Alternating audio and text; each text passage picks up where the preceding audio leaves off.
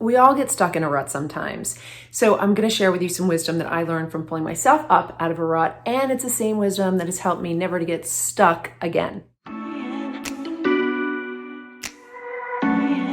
What's up, beautiful? It's Lisa Roulette, and I help women be self-powered and successful in life and love. If you're not already a subscriber to the channel, please do subscribe because we've got lots of good content in the lineup and coming out very soon. Also, like, comment, share on the video if you dig what I'm putting down, because that's how YouTube knows that you like it and will push it out to other people just like you. So we're going to talk about getting out of a rut. And if you're in a rut right now, then you've probably read a self-help or personal development book where it gives you a very specific formula for getting out of a rut. And it's a really good formula, actually.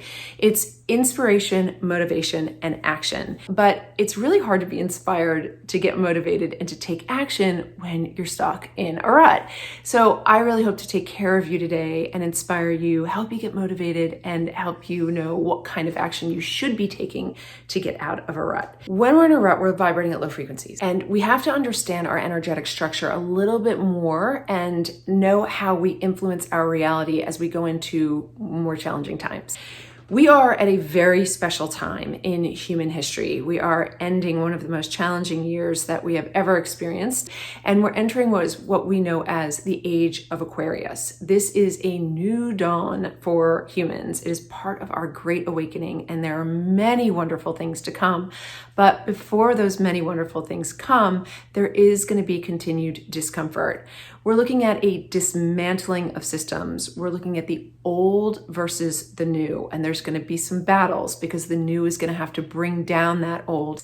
Now, don't get too caught up in the idea that we have more challenges on the horizon, because this coming down of systems, this dismantling of a patriarchal system, which is a vertical system, as it comes down, what happens is we rise up in a horizontal way. So this rising up in a horizontal way is truly beautiful. It's when we really become extraordinary creators of our life experience, and we start to co-create in a much more meaningful way. But as the system comes down, not only will it affect things like major systems like our economy, but it will really affect the system through which we live.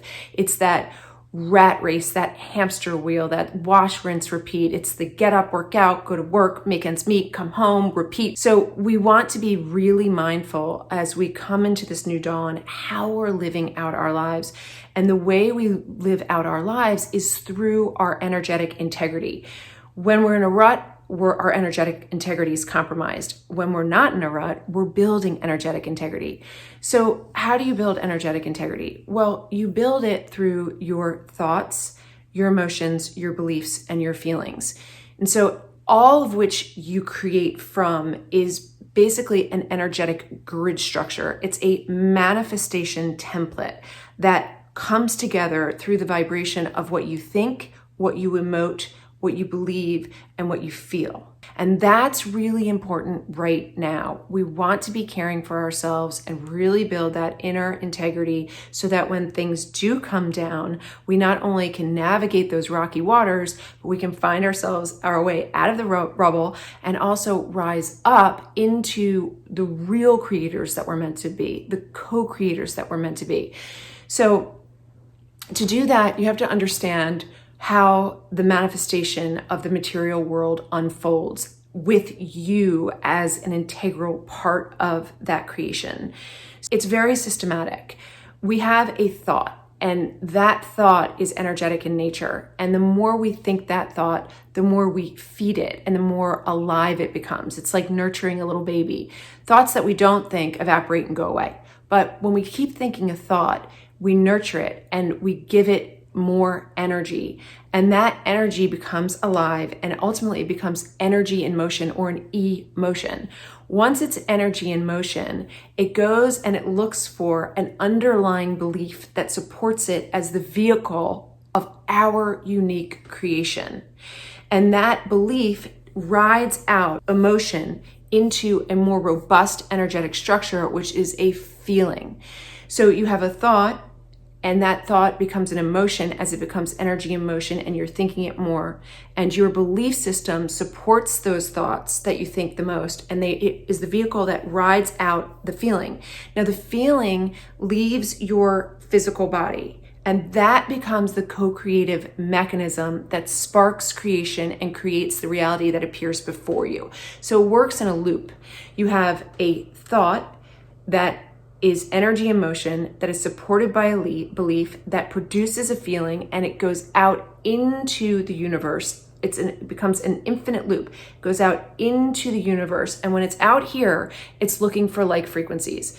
So when it's looking for like frequencies, when it finds one, it sparks creation. And when it sparks creation, it comes back along the loop and mirrors back to you in that center point of the infinite loop of creation. Right here at that center, almost like 0 point, is where all creation manifests, and it mirrors back to you as your reality or what you are seeing.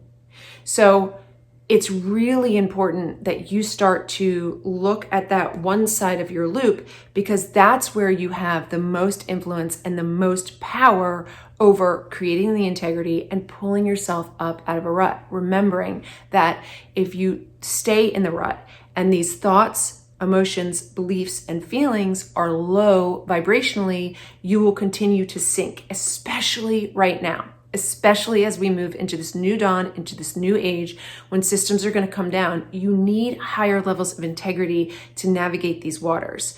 So how do you do it? Okay. What action do you take? Well, the first thing you do is you spend time honoring your thoughts. We have between 12,000 and 70,000 thoughts a day. So I'm not asking you to monitor every thought, but this part of your loop that is your thought, your emotions, your beliefs, and your feelings, this is a self-actualizing loop. This is how we self-actualize. And the higher frequencies that we can put on this side of our loop, we not only begin to self-actualize, but as the frequencies come up in this horizontal manner, our soul starts to actualize, because we start to understand the infinite creative power we have as part of the collective, as part of the one.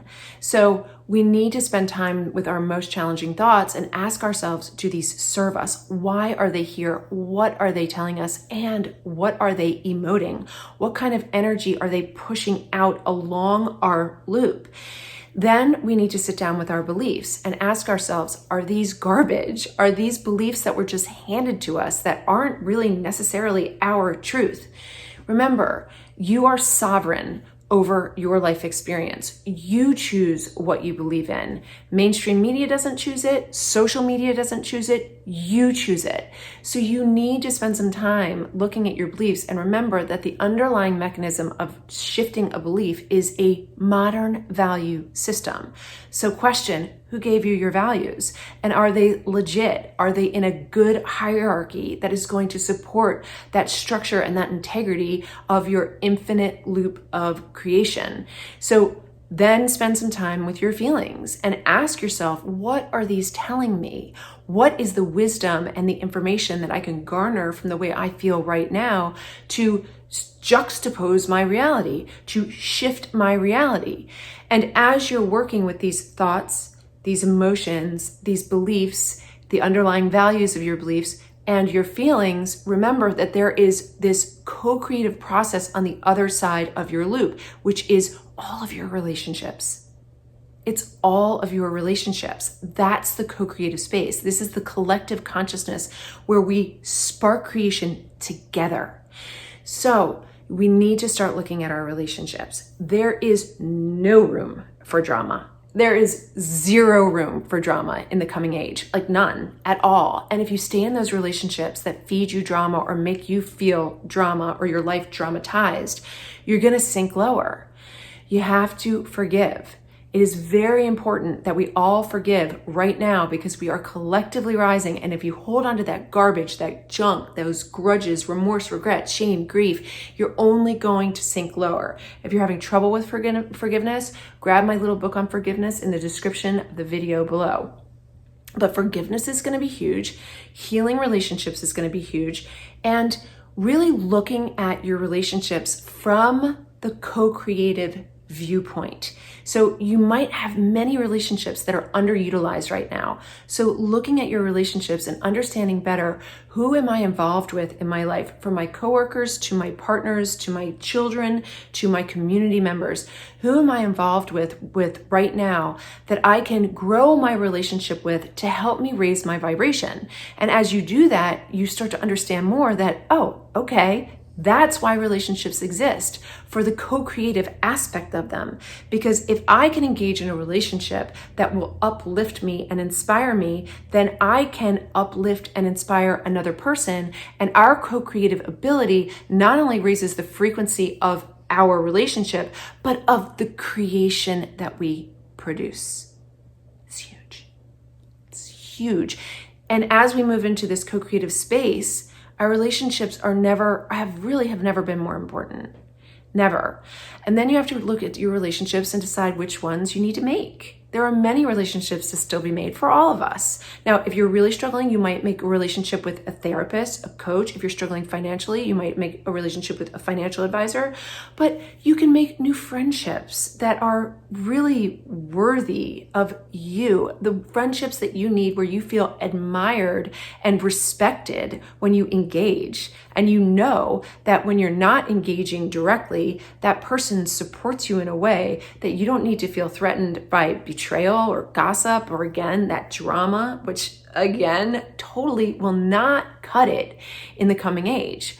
So look into that side of that loop, that where you can build all of your integrity. And as you build that integrity with higher vibrational thoughts that are comprised by you, that are manufactured and orchestrated by you in that imagination, that creative faculty that is your gift to the universe and to yourself, they really start to let those thoughts come down through the crown, transpire, take the thoughts, project them, the canvas of reality as your creation. Let those thoughts marinate, build them, emote them, look at your belief systems and the underlying values that are supporting your beliefs, and really start to produce uplifted feelings.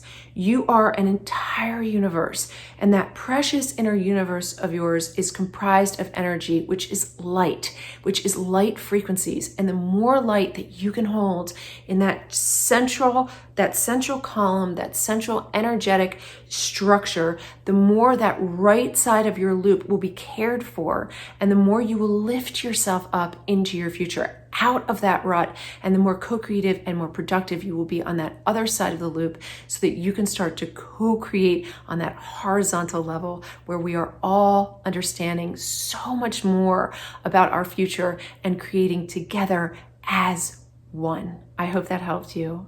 And remember, you are extremely powerful. You are so deserving, you are so worthy, and you are loved.